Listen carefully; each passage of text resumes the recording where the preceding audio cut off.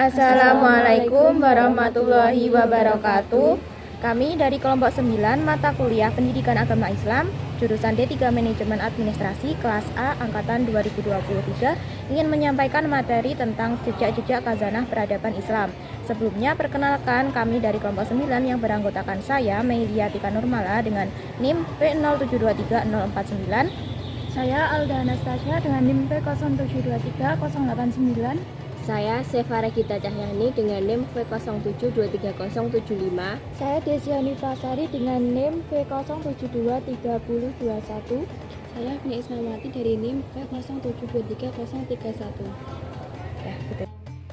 Peradaban adalah perkembangan yang mencerminkan adanya kemajuan dalam berbagai aspek kehidupan masyarakat.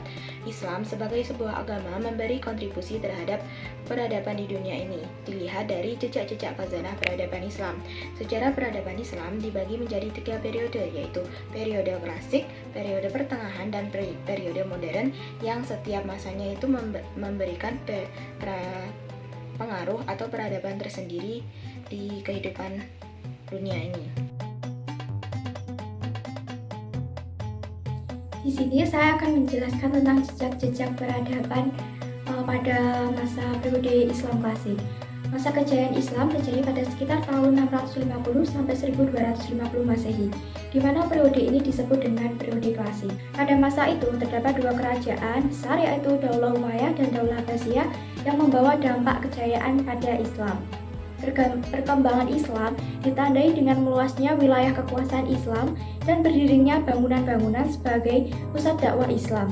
Kemajuan Islam pada masa ini meliputi bidang politik, keagamaan, ekonomi, ilmu bangunan atau arsitektur, sosial, dan bidang militer. Islam pertama kali dimulai dari seorang diri, yakni Nabi Muhammad SAW. Lalu karena keberhasilan dakwah yang telah dilakukan beliau, baik periode Mekah maupun Madinah, Islamisasi mulai menyebar baik ke seluruh Jazirah Arab.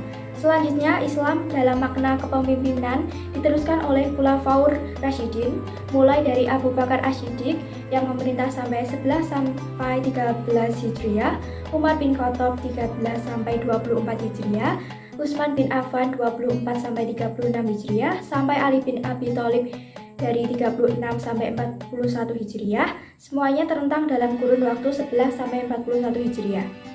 Pada masa periode klasik, sejarah perkembangan Islam dibagi menjadi 2, yaitu pertama masa ekspansi atau integrasi atau penyatuan wilayah, dan masa keemasan Islam yang terjadi pada tahun 650 sampai 1000 Masehi, dan kedua adalah masa disintegrasi, yaitu dari 1000 sampai 1250 Masehi.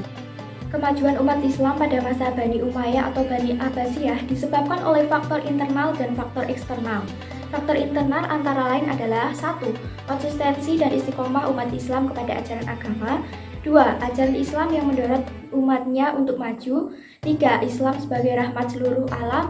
4. Islam sebagai agama dakwah sekaligus keseimbangan dalam menggapai kehidupan duniawi dan ukhrawi. Faktor eksternal antara lain sebagai berikut. 1. Terjadinya asimilasi antara bangsa Arab dan bangsa-bangsa lain yang lebih dahulu mengalami perkembangan dalam ilmu pengetahuan. 2. Gerakan terjemahan pada masa periode klasik. Kejayaan Islam ini disebabkan pula oleh adanya gerakan ilmiah atau etos keilmuan dari para ulama yang ada pada periode klasik tersebut. Antara lain seperti berikut. 1. Memaksimalkan ajaran Al-Quran secara maksimal. 2. Melaksanakan isi hadis. 3. Mengembangkan ilmu agama dengan berijtihad.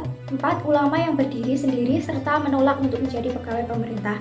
Dari gerakan tersebut muncullah beberapa contoh tokoh-tokoh Islam sebagai berikut.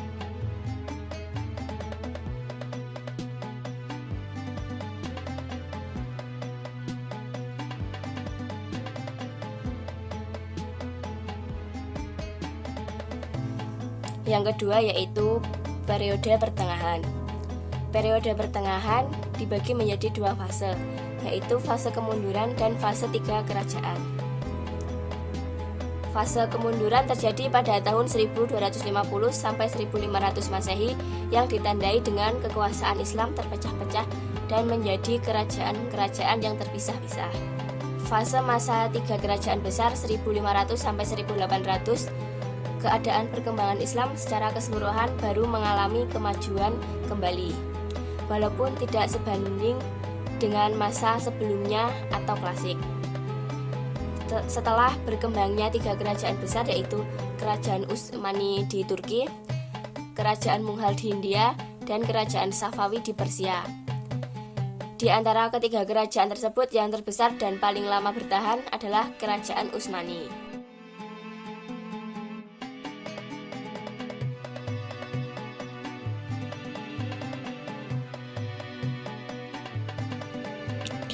Setelah melalui kemunduran di fase pertengahan, muncullah periode modern yang menandai kebangkitan peradaban Islam.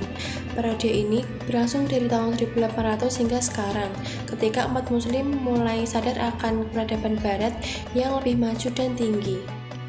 Periode modern ditandai dengan kebangkitan awal Islam pada abad ke-19 hingga 1960-an, di mana muncul kesadaran pembaruan dalam Islam dari segi politik, militer, sosial, dan budaya. Selain itu, kekalahan Arab oleh Israel pada tahun 1900 juga menjadi salah satu titik yang menggugah umat Islam. Pada periode modern juga mulai berkembang pemikiran-pemikiran filosofi dan metodologi untuk perkembangan Islam di masa kontemporer.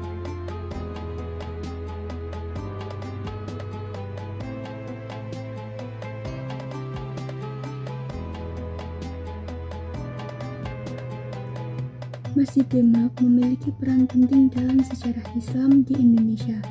Masjid yang berlokasi di Desa Kauman, Kecamatan Bintoro, Kabupaten Demak, dibangun pada abad ke-15 Masehi oleh Raden Patah. Masjid Demak dianggap sebagai salah satu jejak awal kehadiran Islam karena berfungsi sebagai tempat pendidikan agama dan tempat berkumpulnya para ulama dan cendekiawan Islam yang memperkokoh keberadaan Islam dan memperluas pengaruhnya hingga sekarang. Masjid Demak memiliki ciri arsitektur khas Islam seperti atap bertingkat dan menara tinggi. Kini Masjid Demak dianggap sebagai salah satu warisan berharga dalam khazanah Islam di Indonesia, mengingat akan pentingnya sejarah panjang dan berharga dari agama Islam di Indonesia. Setelah mempelajari jejak-jejak khazanah peradaban Islam di 3 periode tadi, yaitu periode klasik, periode pertengahan, dan periode modern, kita sebagai generasi muslim milenial diharapkan mampu membuka lembaran dan mengukir kejayaan atau kemajuan baru di peradaban Islam yang lebih baik. Sekian penjelasan dari kelompok 9. Mohon maaf apabila ada kesalahan. Terima kasih. Wassalamualaikum warahmatullahi wabarakatuh.